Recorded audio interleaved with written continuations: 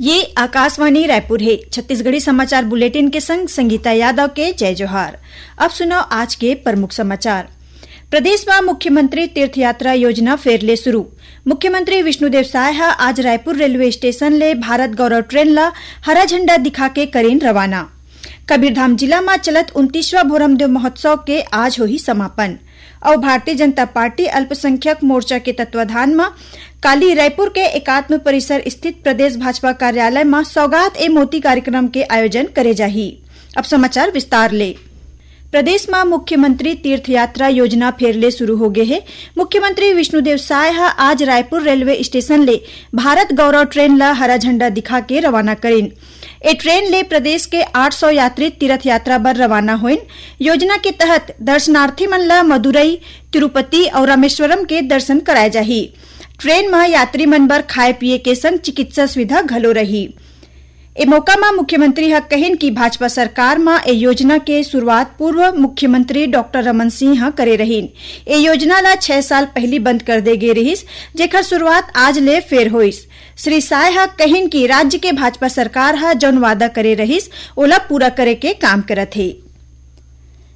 प्रधानमंत्री नरेंद्र मोदी अवैया 30 मार्च के बिलासपुर जिला के मोहभट्टा आही। प्रधानमंत्री के प्रवास के तैयारी ला लेके काली मुख्य सचिव अमिताभ जैन वीडियो कॉन्फ्रेंसिंग के माध्यम ले अधिकारी मन के बैठका लीन। बैठका में ओमन बैठक व्यवस्था, चिकित्सा, विद्युत, हेलीपैड, सुरक्षा, संचार, प्रेस मीडिया के संग आने व्यवस्था के संबंध में अधिकारी मन ले जानकारी लीन और ओमन ला जरूरी दिशा निर्देश दिन। श्रम मंत्री लखनलाल देवांगन आज नवा रायपुर में करीबन 1,15,000 श्रमिक मन के खाता में 53 करोड़ 43 लाख रुपया ले ज्यादा के राशि ऑनलाइन अंतरित करीन। श्रम विभाग डहर ले पाछू सवा साल में श्रमिक मन ला आने योजना के तहत लगभग 500 करोड़ रुपया अंतरित करे जा चुके हैं। ए मौका में श्री देवांगन मुख्यमंत्री निर्माण श्रमिक मृत्यु और दिव्यांग सहायता योजना, मुख्यमंत्री नोनी सशक्तिकरण सहायता योजना और मुख्यमंत्री श्रमिक सियान सहायता योजना के तहत पात्र हितग्राही मन ला 20-20 हजार रुपया के चेक दिन। आदिम जाति विकास मंत्री राम विचार नेताम काली नई दिल्ली में केंद्रीय मंत्री मनसुख मांडविया ले भेंट करीन।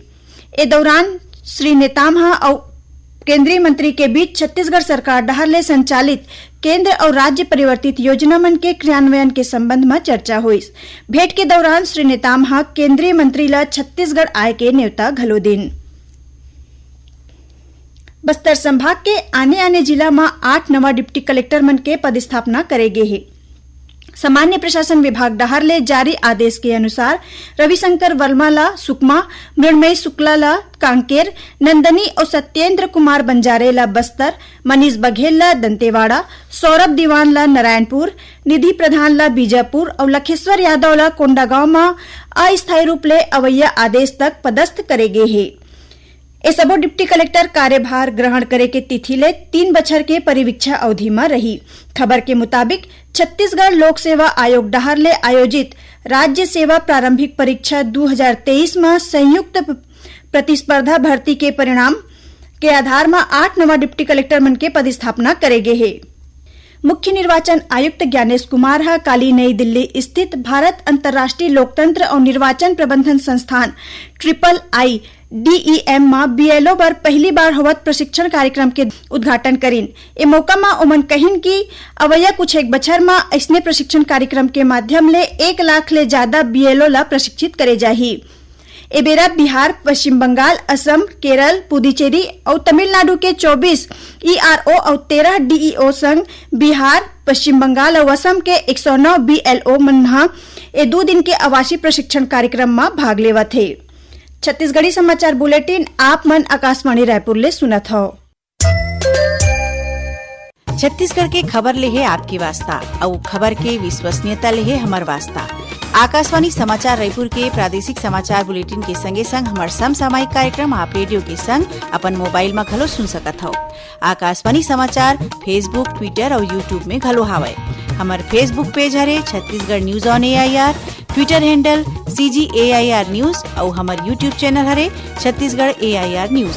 तो अब रेडियो के संगे संग आपके मोबाइल के माध्यम ले हम आप तक पहुंचत हन। छत्तीसगढ़ के हर खबर पर सुनत रहो आकाशवाणी समाचार। अब आगू बाढ़बो बाचे समाचार कोती। हिंदी के प्रसिद्ध कवि और लेखक विनोद कुमार शुक्ल ला ए बछर के सबले बड़का साहित्यिक सम्मान ज्ञानपीठ पुरस्कार बर चुने गे हे। विनोद कुमार शुक्ल से ले गे भेंट वार्ता के प्रसारण काली भिनिया 11:30 बजे ले आकाशवाणी केंद्र रायपुर ले करे जाही। ए कार्यक्रम ला छत्तीसगढ़ स्थित आकाशवाणी के सबो केंद्र एके संग्रह ले करही। एखर प्रसारण मीडियम वेव और FM दोनों चैनल में होही। भारतीय जनता पार्टी अल्पसंख्यक मोर्चा के तत्वाधान में काली 28 मार्च के रायपुर के एकात्म परिसर स्थित प्रदेश भाजपा कार्यालय में सौगात ए मोदी कार्यक्रम के आयोजन करे जाही। कार्यक्रम में मुख्य अतिथि भाजपा अल्पसंख्यक मोर्चा के राष्ट्रीय अध्यक्ष जमाल सिद्दीकी होही। उन्हें विशिष्ट अतिथि के रूप में वक्फ बोर्ड के अध्यक्ष डॉक्टर सलीम राज और विधायक पुरंदर मिश्रा के संगे संग भाजपा जिला अध्यक्ष रमेश सिंह ठाकुर और मोर्चा के कतकोन पदाधिकारी शामिल होही। भाजपा अल्पसंख्यक मोर्चा के प्रदेश अध्यक्ष शकील अहमद बतैन की रमजान ला देखत सौगात ए मोदी कार्यक्रम में मुस्लिम समाज के गरीब परिवार के लोगन ला सामान बांटे जाही। कबीरधाम जिला में काली ले शुरू हुए 29वां भोरमदेव महोत्सव के आज समापन होही। एखर पहली काली महोत्सव के उद्घाटन उप मुख्यमंत्री विजय शर्मा हा करीन। ए मौका में ओमन कहिन की भोरमदेव महोत्सव छत्तीसगढ़ के सांस्कृतिक धरोहर के प्रतीक हराय। ओमन बताइन कि केंद्र सरकार हा स्वदेश दर्शन योजना के तहत भोरमदेव मंदिर परिसर संग तीर्थखार के ऐतिहासिक जगह मन के संरक्षण संवर्धन और सुरक्षा बर 146 करोड़ रुपया के स्वीकृति दे हे।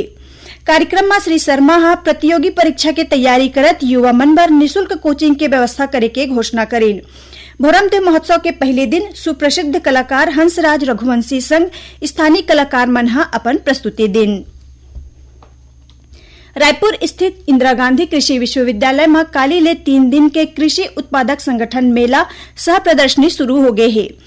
कृषि विकास और किसान कल्याण और जैव प्रौद्योगिकी विभाग के संग लघु कृषक कृषि व्यापार संघ नई दिल्ली के संयुक्त तत्वाधान में आयोजित ए प्रदर्शनी के उद्घाटन धरसीवा विधायक अनुज शर्मा हा करीन।